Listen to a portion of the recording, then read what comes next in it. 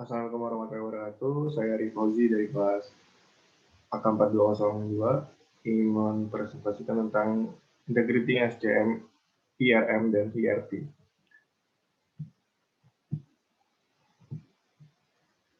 Nah, di sini ada evolution dari tahun ke tahun dari CRM, ERP, sama CRM. Nah, di sini ada integrating dari SCM, CRM, dan ERP, bisa dilihat sendiri. Dan yang pertama, kita bakal ngebahas tentang supply chain management. Value chain-nya itu menggambarkan keseluruhan aktivitas yang dibutuhkan untuk menghasilkan barang atau jasa, mulai dari proses perancangan input bahan mentah, proses produksi, sampai dengan distribusi ke konsumen akhir, serta pelayanan setelah pemasaran. Terus di sini ada premi activity, support activity, dan value. Di sini kita ngebahas tentang premi activities dulu. Yang pertama ada inbound logistik, aktivitas yang berhubungan dengan penanganan material sebelum digunakan. Terus ada operation, aktivitas yang berhubungan dengan pengolahan input menjadi output. Terus ada outbound logistik, aktivitas yang dilakukan untuk menyampaikan produk ke tangan konsumen.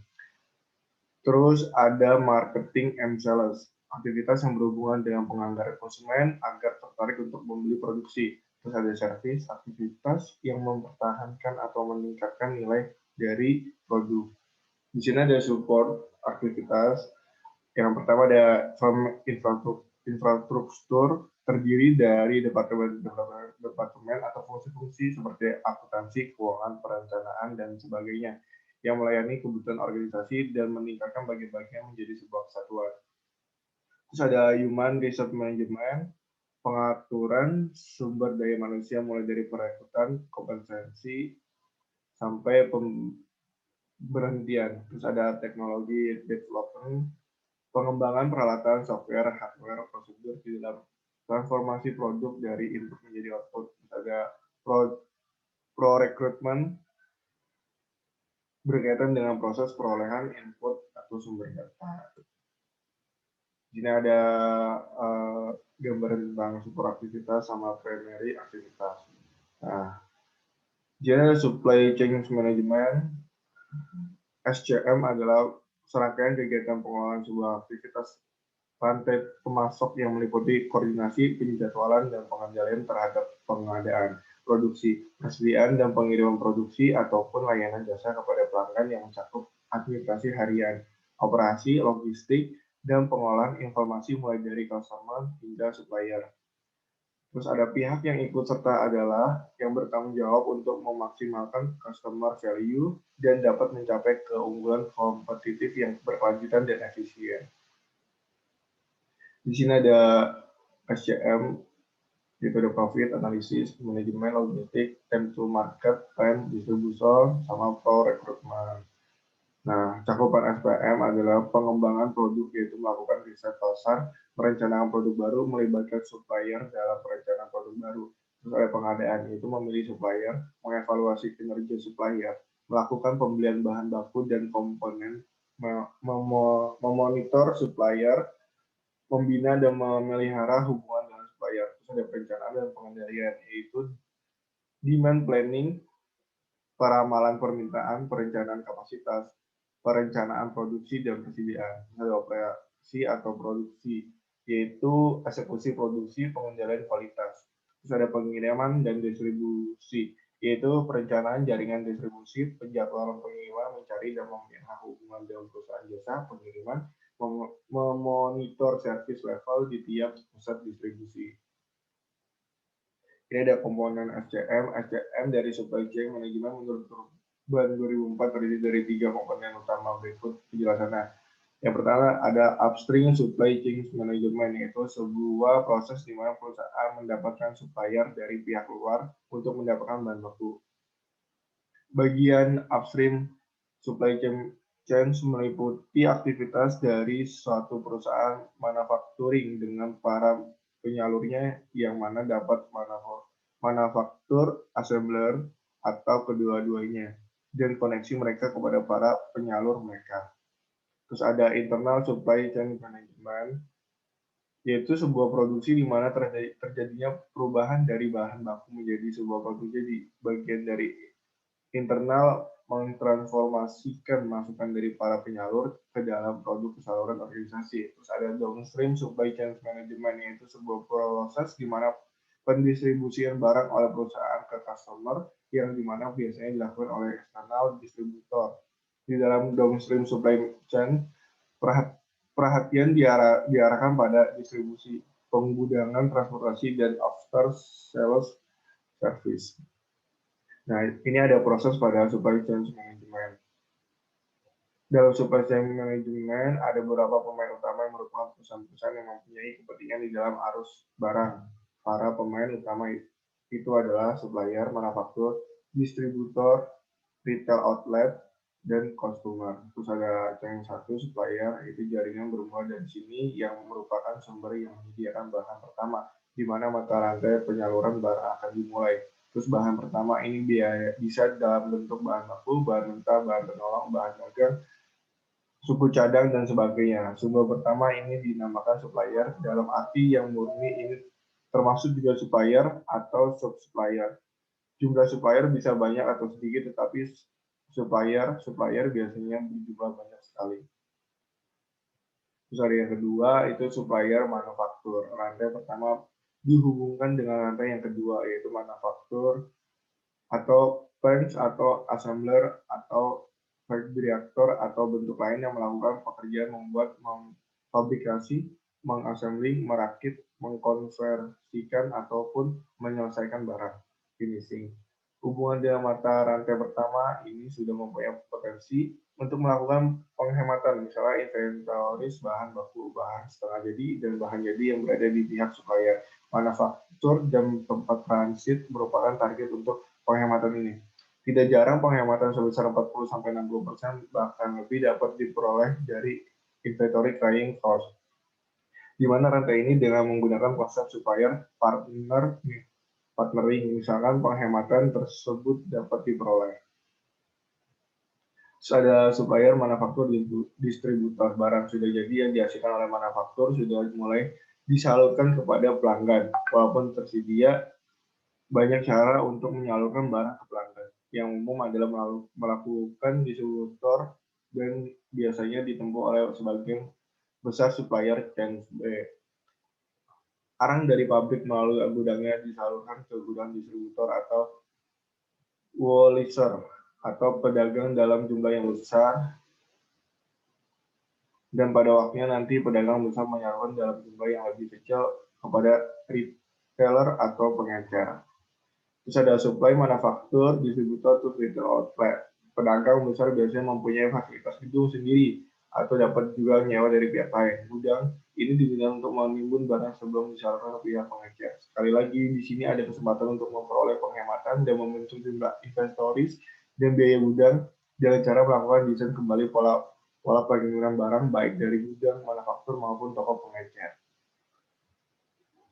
Terus ada kelima, ada customer dari rak-raknya para pengecer atau retailer ini menawarkan barang langsung kepada para pelanggan, pembeli atau penggunaan barang tersebut, yang termasuk outlet adalah toko, warung, toko serba ada, pasar swalayan, atau koperasi di mana konsumen melakukan pembelian. Walaupun secara fisik dapat dikatakan ini adalah mata rantai terakhir, sebetulnya masih ada satu mata rantai lagi, yaitu pembeli yang mendatangi retail outlet tersebut ke real customer dan real user, karena pembeli belum tentu pengguna akhir. Mata rantai supplier baru benar-benar berhenti setelah barang yang bersangkutan tiba di real customer dan real user. Ini ada gambar dari ERP sama SCM-nya.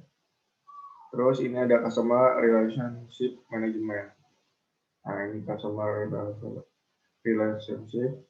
Terus ada sistem manajemen yang secara khusus menangani hubungan antara perusahaan dengan pelanggan dengan tujuan meningkatkan nilai perusahaan di mata para konsumen untuk mencapai keunggulan kompetitif dengan fokus pada hubungan pelanggan. Organisasi bisnis memerlukan informasi tentang siapa pelanggan mereka, apa yang pelanggan inginkan, bagaimana kebutuhan pelanggan mereka dipuaskan di faktor-faktor lain yang terkait. Di sini ada hubungan dari ERP dan CRM. Tujuan dari CRM adalah menggunakan hubungan yang sudah ada untuk meningkatkan pendapatan. Hal ini berarti mempersiapkan pendapatan yang komprehensif komprehensif dari pelanggan untuk memaksimalkan hubungan mereka dengan perusahaan baik melalui upselling atau cross-selling, dan pada suatu yang sama meningkatkan profit dengan identifikasi, menarik perhatian, dan memperhatikan pelanggan terbaik. Terus menggunakan informasi yang terintegrasi untuk pelayanan yang memuaskan. Dengan menggunakan informasi dari pelanggan untuk meningkatkan pelayanan yang lebih baik berdasarkan kebutuhan mereka, perusahaan dapat menghemat waktu pelanggan dan menyingkirkan segala kekecewaan dari pelanggan. Sebagai contoh, pelanggan seharusnya tidak perlu untuk mengulangi informasi yang sama ke berbagai departemen perusahaan secara terus-menerus. Pelanggan akan senang jika pihak perusahaan tahu banyak tentang apa yang mereka inginkan. Terus ada menciptakan saluran, proses, dan prosedur komunikasi yang konsisten dan berulang. Dengan banyaknya saluran komunikasi dengan pelanggan, semakin banyak pula karyawan yang terlibat dalam transaksi penjualan. Tanpa memperhatikan ukuran untuk kompleksitas, perusahaan harus meningkatkan konsistensi proses dan prosedural di dalam pengaturan terhadap pelayanan, pemasaran, dan penjualan.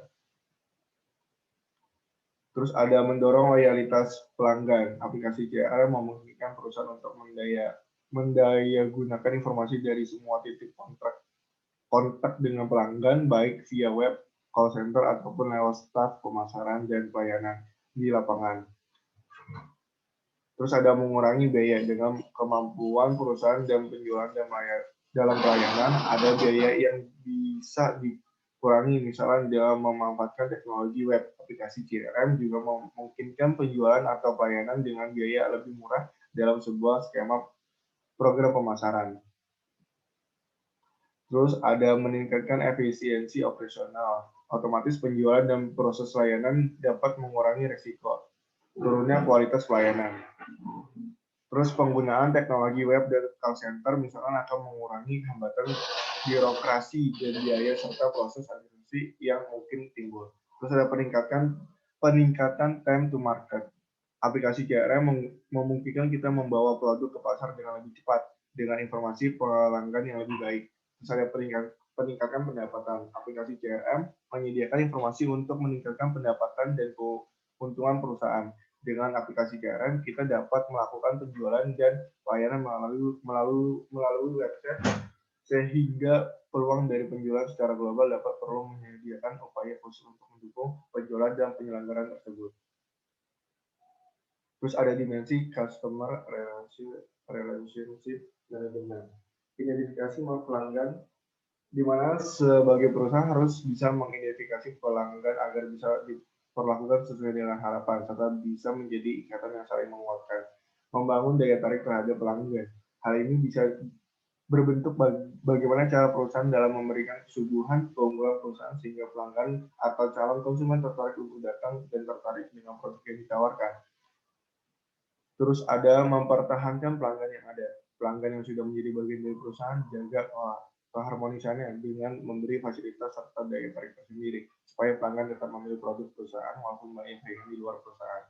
Terus ada pengembangan pelanggan. Bisa dimaksudkan dengan memfasilitasi pelanggan yang bisa memberikan konsumen baru di perusahaan dan juga bisa membentuk ajakan tawaran yang dilakukan pelanggan sendiri ke orang lain di sekitarnya.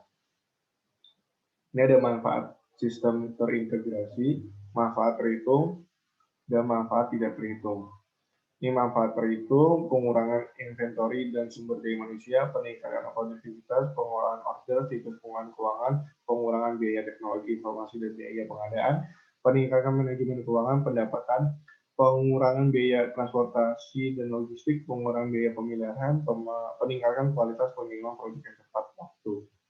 Terus ada manfaat tidak terhitung, visibilitas dan transparansi informasi, peningkatkan proses tercipta proses baru, pedagang positif konsumen atas perusahaan, globalisasi, peningkatan kinerja bisnis. Ini ada SCM fokus on supplier, ada ERP sama CRM, itu mereka saling berhubungan satu sama lain. SCM berhubungan sama ERP dan begitu juga CRM berhubungan sama ERP.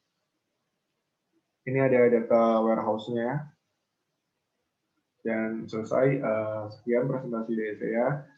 Apabila kurang berkenan, mohon maaf. Wassalamualaikum warahmatullahi wabarakatuh.